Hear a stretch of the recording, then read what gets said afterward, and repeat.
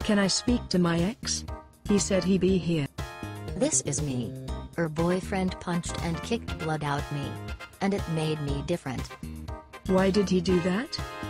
I made a deal with him: if he can hurt me enough to change my look for a few hours, then it proves you two are dating.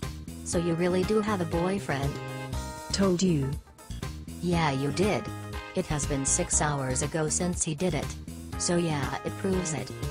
I used to be a girlfriend. You should have trusted me. That's probably why I'm dating him. He believes me when it sounds stupid. Just leave me alone.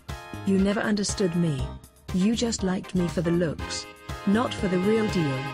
Supposed to like me for the things I like. Nobody likes anybody like that.